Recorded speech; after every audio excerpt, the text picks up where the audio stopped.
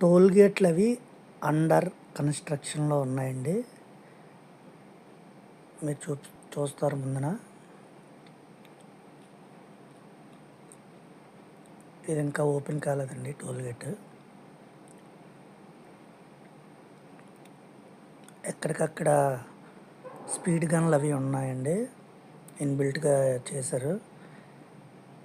Car 100 దాటితే చలనాలు పడిపోతాయి, ఆటోమేటిక్గా మొబైల్కి మెసేజ్ వస్తుందండి. అలాగే ట్రక్స్ అయితే 80 స్పీడ్ దాటితే ఇమీడియట్గా ట్రక్స్ అయినా బస్సెస్ అయినా 80 స్పీడ్ దాటితే వెంటనే చలానా కట్ అవుతుందండి. ఇక్కడి నుంచి లెఫ్ట్ తీసుకొని పైకి వెళ్తే లెఫ్ట్ తీసుకుంటే వైజాగ్ వెళ్ళిపోతాం. పైనుంచి వెళ్ళిపోతే మళ్ళీ ఇంటర్చేంజ్ నుంచి కిందకి దిగి అవతల సైడ్ విజయవాడ వెళ్ళడానికి NH-16కి కనెక్ట్ అవుతుందండి ఈ హైవే. ఇది మన కొత్తగా వేసిన దేవరపల్లి దగ్గర NH-16 అండి. ఇది ప్రమాదాలు జరుగుతాయి.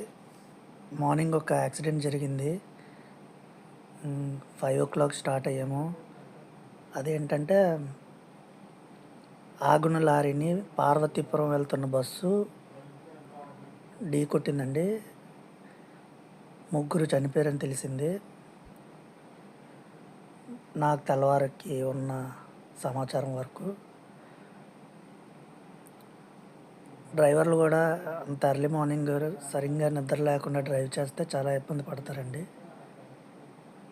అలాగే నేను ఈవినింగ్ వచ్చినప్పుడు కూడా కరెక్ట్గా రావులపాలెం నుంచి వేమగిరి అనే జంక్షన్ దాటగానే 3 ఆటోలు ఒక కారు గుద్దుకున్నాయండి. ఎవరికి ఏం కాలేదు, కాకపోతే ఒక ఆటోలో